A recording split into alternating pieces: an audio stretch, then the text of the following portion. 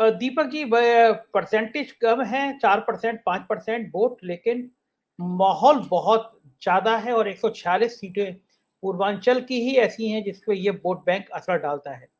ये जो अखिलेश यादव की स्ट्रेटेजी है इस समय, केवल पिछड़े और दलित की राजनीति और खास तौर से पिछड़ों को एकजुट रखने की राजनीति। मुझे लगता है पिछले 6 महीने से लोग पूछ रहे थे अखिलेश यादव कहाँ हैं, निकल क्यों नहीं रहे हैं, सड़क पे क्यों नहीं है। उस समय शायद अखिलेश यादव यही रणनीति बना रहे थे कि सत्ता की मूल चाबी पिछड़ों पे है। और गाँव में ये संदेश तो बहुत अच्छी तरह से फैल गया कि सरकार ऊँची जातियों की है, ठाकरों की है, पंडितों की है, बनियों की है। और बहुत सफाई से समाजवादी पार्टी केशव मौर्य की उपेक्षा का मुद्दा पिछले 8-10 महीनों से उठाती रही है। अखिलेश यादव ने खुद भी कई बार केशव मौर्य पे कमेंट किया, उनकी बाकी बी टीम बी उन पे हमला करती रहती है। ऐसे में मुझे लगता है कि जो संदेश देना चाहते थे अखिलेश यादव, क्या वो कामयाब हो रहे हैं?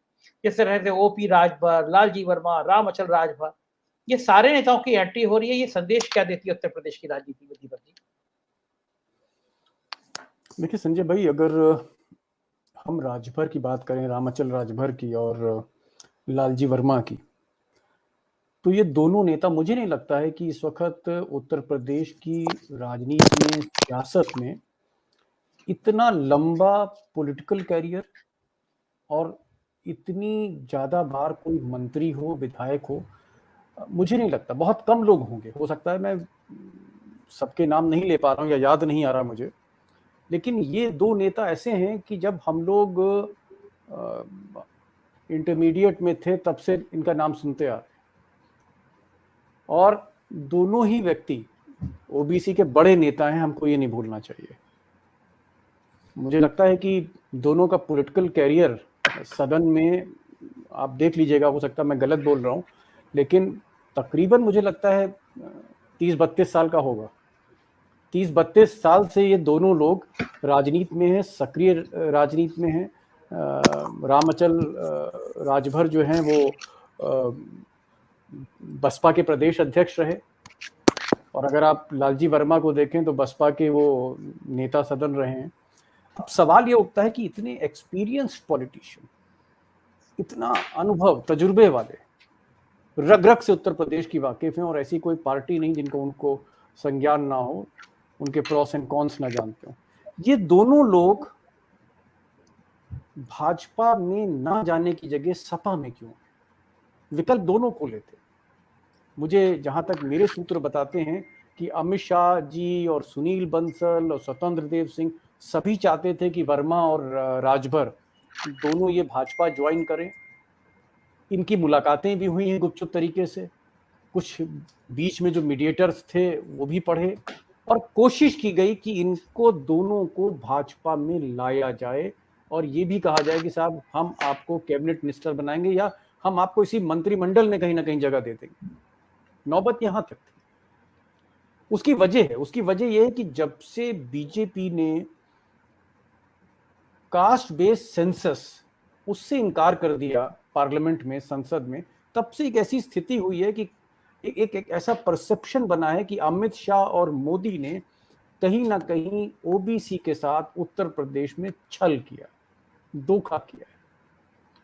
इस तरह का एक परसेप्शन है बीजेपी को लेकर, और तभी से बीजेपी की ये कोशिश रही है कि चाहे वो निषाद हो, तो पता लगा कि साहब जो देश के गृह मंत्री हैं वो निषाद साहब को अपने घर पर चाय पिला रहे हैं। बड़े बड़े लोग संजय भाई, बड़े बड़े लोग, बड़े बड़े संपादक, चैनल हेड अमित शाह की चाय नहीं पी पाते, लेकिन आपने देखा होगा निषाद साहब मेहमान की तरह ठाठ से बैठे हुए सोफे पे, और शाह साहब उनको चाय पकड़ा रहे हैं ट्रे से। तो वही स्थिति लालजी वर्मा के साथ थी, वही स्थिति राजभर के साथ थी। दो बड़े नेता हैं, दो बड़े चेहरे हैं ओबीसी के। मेरे मन में जो सवाल उठता है वो ये कि ये दोनों राम बलराम कह लीजिए, काशीराम की, ये क्यों नहीं भाजपा में गए? ये समाजवादी पार्टी पे क्यों है? कमल छोड़ के साइकिल पे क्यों बैठे? वहां तो पैसा भी था, वहां तो रसूख भी था, ताकत भी थी, सब कुछ था। और आप तो जानते ही हैं कि भाजपा में जाने का मतलब है कि पूरी आप एक लॉन्ड्री की तरह आप बाहर साफ सुथरे होकर निकल सकते हैं। आपने देखा होगा बंगाल में कि जिन जिन पर आरोप थे, तो भाजपा जाने पर ना सिर्फ ताकत, ना सिर्फ दौलत, दाग भी धुलते हैं। ये एक ऐसी गंगा है आज की तारीख में। तो वहां ना जाके ये दोनों समाजवादी पार्टी में जा रहे हैं। मुझे लगता है कि जो नब्ज है, जो इस वक्त जनता की नब्ज है, उसको ये दोनों नेता समझते हैं। ओम प्रकाश राजभर भी समझ रहे थे, ये भी समझ रहे हैं। और ओबीसी का पलायन करना, चाहे बसपा से जाएं चाहे भाजपा से जाएं, अगर वो समाजवादी पार्टी की तरफ आ रहे हैं तो ये एक बड़ा राजनीतिक संकेत है संजय भाई। ये एक बहुत बड़ा पॉलिटिकल इंडिकेशन है कि आज की तारीख में हवा का रुख धीरे धीरे किस तरफ जा रहा है। मैं ये नहीं कह रहा हूँ कि समाजवादी पार्टी जो है उसके लिए केक वॉक है। मैं ये भी नहीं कह रहा हूँ कि समाजवादी पार्टी जो है वो जीतने जा रही है। लेकिन ये जो संकेत है, क्योंकि मैं पत्रकार हूँ, आप पत्रकार हैं, हम अगर कह देंगे कि साहब समाजवादी पार्टी जीत रही है, हार रही है, तो कुछ नहीं होने वाला है। लेकिन लालजी वर्मा, राजभर जैसे लोगों के स्टेक्स हैं, उनके करियर हैं, उनका भविष्य है। हम गलती कर सकते हैं, वो गलती नहीं करेंगे। हमारा होमवर्क कमजोर हो सकता है, हम हो सकता है विकिपीडिया पढ़ के या गूगल पर सर्च करके आ जाएं और बोलने लगें। वो जमीन के नेता हैं, वो मिट्टी के नेता, उनको पता है। और वो होमवर्क करके, जब से ये लोग, इन्होंने बहुजन समाज पार्टी छोड़ी है, तब से ये लोग दिन रात होमवर्क कर रहे होंगे, हजारों लोगों को फोन कर रहे होंगे, क्षेत्र से पता लगा रहे होंगे, अलग अलग जगह से फीडबैक आ रहा होगा। तब इन्होंने जाके तय किया कि हमको योगी जी के साथ नहीं जाना है, हमको अखिलेश जी के साथ जाना है। तो मुझे लगता है कि कभी भी जब कोई सक्सेसफुल, जब कोई कामयाब, कोई बड़ा नेता एक पार्टी से दूसरी पार्टी की तरफ जा रहा है, जिसके लिए विकल्प खुले हों, पहला विकल्प भाजपा में ही खुला था इनके लिए, वहां ना जाके, वहां नेगोशिएट करने के बाद, वहां बातचीत करने के बाद अगर उस दर को छोड़ के ये इधर आ रहे हैं, तो इनकी जो गणित है, इनकी जो सोच है, समझ है राजनीति की, वो हम लोगों से ज्यादा है, निश्चित रूप से ज्यादा है। 30-32 साल का सदन का पॉलिटिकल कैरियर कम नहीं होता है। 6-6, 7-7 बार के लोग विधायक हैं, 3-3, 4-4 बार के मंत्री हैं ये लोग। और ऐसा नहीं है एक सदन का नेता रहा है, एक बहुजन समाज पार्टी जिसने 30 साल उत्तर प्रदेश में कई साल राज किया है, उसका प्रदेश अध्यक्ष है। तो इनकी जो गणित है, इनकी जो समझ है, उसके आधार पर जिस तरह से ये शिफ्ट कर रहे हैं, मुझे लगता है कि ये इनका व्यक्तिगत एक मतलब फैसला नहीं है, ये हवा का रुख भी देख रहे हैं। ये जो अखिलेश यादव गेम प्लान कर रहे हैं, एक डेवलपमेंट करता हुआ इंजीनियर आदमी, ऑस्ट्रेलिया से आके हमेशा डेवलपमेंट की बात करता हुआ आदमी, जैसे जो मैंने जूही जी से पूछा, अचानक वो बैकवर्ड राजनीति का इतना बड़ा केंद्र बन जाता है कि पूरी बीजेपी को परेशान कर देता है। मोदी जी को कुछ ही महीने में 4-4 मीटिंग करनी पड़ रही है पूर्वांचल में। जिस समाजवादी पार्टी को 6 महीने पहले पूछते थे कहाँ है समाजवादी पार्टी, कहीं दिखती है आपको, आज जरा से मूवमेंट में 4-4 मीटिंग पीएम को करनी पड़ रही है।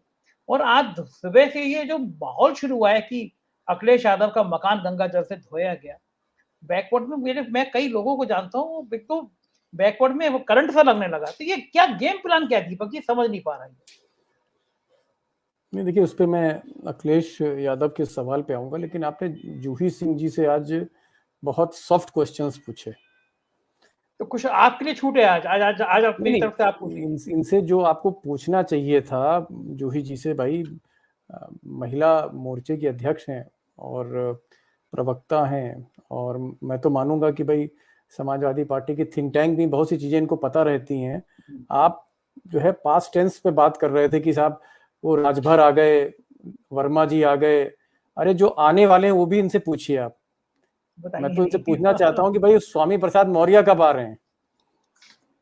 गजब, बम फोड़ दिया आपने जी। उसकी इनको जानकारी जरूर है और उस पर ये पता नहीं बोलेंगी नहीं, लेकिन ये आपको सवाल पूछना चाहिए था, क्योंकि अब इस बात की चर्चा है राजनीतिक गलियारों में लखनऊ के कि साहब वर्मा जी आ चुके हैं और राजभर आ चुके हैं, रामाचल राजभर आ चुके हैं, तो ये साहब ये स्वामी प्रसाद मौर्य को भी लाएंगे। कोई सुनते हैं कि मौर्य साहब भी बहुत खुश नहीं है।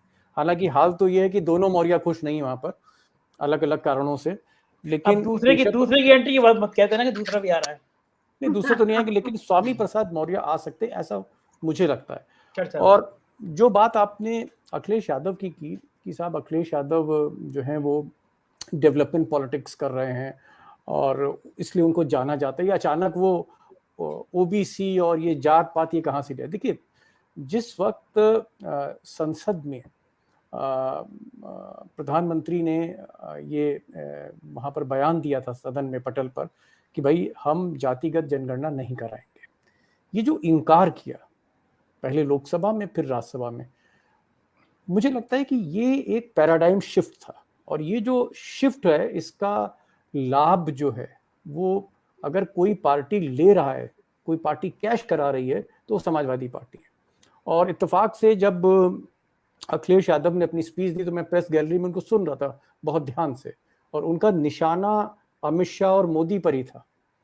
और उस दिन उन्होंने वहां पर कहा कि भाई आपने ओबीसी के साथ छल करके, ओबीसी को धोखा देके, ओबीसी की पॉलिटिक्स करके आप 2014 में, 2017 में, 2019 में आपने अपनी संख्या बल को बहुत तेजी से बढ़ाया है। लेकिन मोदी जी, यही ओबीसी के साथ जब आपने छल यहां किया, आप अपने वायदे से पीछे हटे, आप अपने संकल्पों से पीछे हटे, तो ये ओबीसी अब आपसे बिखर रहा है। और आज मैं सदन पे कह रहा हूं कि यही ओबीसी का बिखरना आपकी हार का कारण बनेगा। आप अखिलेश यादव की स्पीच सुन लीजिएगा ये। और मुझे लगता है कि इस स्पीच के बाद, ये स्पीच नहीं था, ये समाजवादी पार्टी की स्ट्रैटेजी का स्टेटमेंट था। ये उसके बाद से ही समाजवादी पार्टी ने फोकस किया है। और अखिलेश यादव जानते हैं कि जो महल मुलायम सिंह यादव ने आज से 40 बरस पहले 1980 के आसपास जब वो अध्यक्ष थे लोकदल के प्रदेश अध्यक्ष, वहां से ओबीसी की पॉलिटिक्स शुरू हुई। और 90 के दशक में बेनी प्रसाद वर्मा और मुलायम सिंह यादव, इन लोगों ने मिलकर समाजवादी पार्टी को, ओबीसी का जो वोट बैंक है वही समाजवादी पार्टी का एक बड़ा वोट बैंक था। और ओबीसी की जो पॉलिटिक्स है, ओबीसी की पॉलिटिक्स के जो मैं कहूँगा कि जो स्पीयर हेडर थे वो मुलायम सिंह यादव ही रहे। और पूरी ओबीसी की पॉलिटिक्स उनके इर्द गिर्द घूमती रही है। और इस पॉलिटिक्स को तोड़ने के लिए लालकृष्ण आडवाणी और गोविंदाचार्य साहब, उन्होंने 1999-2000 में अति पिछड़ा और अति दलित की राजनीति की शुरुआत करी। मेरी गोविंदाचार्य से बात हुई थी और 2-3 साल पहले, और इसी पर बात हो रही थी अति पिछड़ा और अति दलित पे। तो उन्होंने साफ कहा, बहुत मुखर प्रकार आदमी है वो, बैक बाइटिंग नहीं करते हैं, जो बोलते हैं खुलकर बोलते हैं। अगर किसी ने मुखौटा पहना है, चाहे जितना बड़ा आदमी, तो बोल देते हैं वो कि ये मुखौटे की राजनीति कर रहा है। अगर किसी ने डिवीजन की पॉलिटिक्स की है तो वो बोल देते हैं कि। तो उनसे मैंने पूछा गोविंदाचार्य से, और गोविंदाचार्य जी ने कहा देखिए, हमारा जो वोट बैंक था उत्तर प्रदेश में या उत्तर प्रदेश के बाहर, वो बनिया ठाकुर बामन। अब ये जो वोट बैंक है ये 17 से 18% है संजय जी, जबकि ओबीसी अगर आप देखें तो 54-55% है। तो कहाँ 54%, कहाँ 18%? आप 18% से नहीं जीत सकते हैं। आप जीत गए 1991 में, लेकिन उसके बाद आप नहीं जीत सकते थे। तो गोविंदाचार्य, लालकृष्ण आडवाणी ने बैठकर ये रणनीति बनाई थी 99-2000 में। और उसके बाद से धीरे धीरे जो शिफ्ट आया है बीजेपी में, वो शिफ्ट ओबीसी पॉलिटिक्स का है। हम लोगों ने यूं ही कह दिया कि साहब सामाजिक न्याय की राजनीति जो है वो सतीश चंद्र मिश्रा कर रहे हैं, सामाजिक न्याय की राजनीति मायावती कर रही हैं। ये 2007 में जब बहुजन समाज पार्टी जीत गई तो लोगों ने कहा। हकीकत यह है कि ओबीसी की जो राजनीति है उसके केंद्र में मुलायम सिंह यादव रहे हमेशा से, बेनी प्रसाद वर्मा उसके प्रतीक थे। लेकिन ये सारी जो पॉलिटिक्स, ये जो सारी जो राजनीति है ओबीसी की, वो मुलायम सिंह के इर्द गिर्द ही थी। और इस महल को ढाना चाहते थी बीजेपी।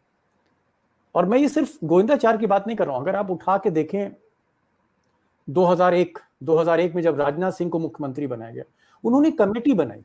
मैं तो आपसे कहूंगा कि आप किसी रिपोर्टर से पता कराइए, सचिवालय से पता कराए कि ये जो कमेटी बनाई थी राजनाथ सिंह ने, उसका फिर क्या हुआ।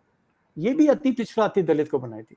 तो ये जो सारा का सारा ओबीसी का की जो राजनीति थी, ये बीजेपी की राजनीति कि मुलायम सिंह से ओबीसी के जो वोट बैंक है उसमें सेंध लगाओ। अगर अपनी जगह बनानी है, अगर भाजपा को उत्तर प्रदेश में सत्ता में आना है तो बनिया बामन ठाकुर से नहीं होगा। आपको वोट को एक्सपैंड करना पड़ेगा, आपको उस 54% की राजनीति करनी पड़ेगी। और ये राजनीति भाजपा ने शुरू करी 2000 से, लेकिन बीच में क्योंकि मायावती 2007 में जीत गई, उसके अलग कारण थे, तो लोगों ने कहा कि साहब ये नई तरह की पॉलिटिक्स बीएसपी ने शुरू करी है, जहां सामाजिक न्याय, सोशल इंजीनियरिंग की बात हो रही है। मुझे लगता है कि अखिलेश यादव अपने पिता की जो एक, मैं कहूंगा, जो विरासत में ये जो वोट बैंक था, ये जो महल था जिसमें दरारें पड़ती दिख रही थी और दरारें पड़ी उसमें, उन दरारों को फिर से भरना चाहते हैं। और ओबीसी की जो नेचुरल पार्टी है, जो नेचुरल इंक्लिनेशन है, वो समाजवादी पार्टी है, वो लोहिया की पार्टी है। वो लोहिया की राजनीति जो थी 50 और 60 के दशक से, उससे जुड़ती है सीधे उसके तार, ओबीसी के, पिछड़ों के, बैकवर्ड्स के, कि भाई ये वो लोग हैं जो ऑप्रेस्ड हैं, ये वो लोग हैं जिनको राजनीति में आजादी के बाद जगह नहीं मिली। और ओबीसी पॉलिटिक्स को लेकर ही लोहिया चढ़े थे नेहरू के ऊपर। मुझे लगता है कि ये वो राजनीति अखिलेश फिर से शुरू कर रहे हैं, जहां पर वो उस 54% को देख रहे हैं जो उनकी थाती थी, जो उनकी जमीन थी, उनके पिता ने तैयार करी थी, उसको वो वापस ले रहे हैं। और धीरे धीरे, मैं ये नहीं कहूंगा कि पूरी तरह से कामयाब है, ऐसा नहीं है, अब बहुत मेहनत करनी होगी। लेकिन ये सही बात है कि अगर राम अचल राजभर आते हैं, अगर लालजी वर्मा आते हैं, तो आपने कुछ बड़े प्रतीकों को, ओबीसी के कुछ बड़े प्रतीकों को आपने अपने साइकिल के कैरियर पे बैठा लिया है। आपने साइकिल का वजन बढ़ा दिया है, और जैसे जैसे वजन बढ़ेगा गति भी बढ़ेगी।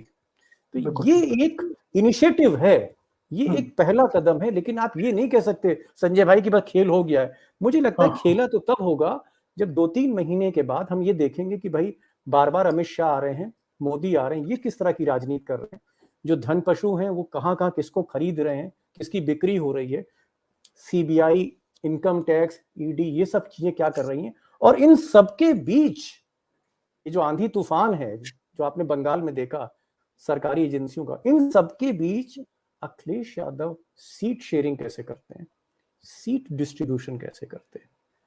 और वो जो सीट डिस्ट्रीब्यूशन और सीट शेयरिंग है, मुझे लगता है वही पत्ते हैं जो अखिलेश को सीने से लगा के रखने हैं। अगर वो पत्ते पहले चल दिए तो आप फिर जानते हैं, फिर कलयुग के जो चाणक्य हमेशा वो तो फोन सुनते हैं, वो तो फोन भी सुनते हैं, वो हर चीज सुनते हैं, उनको सब कुछ पता रहता है।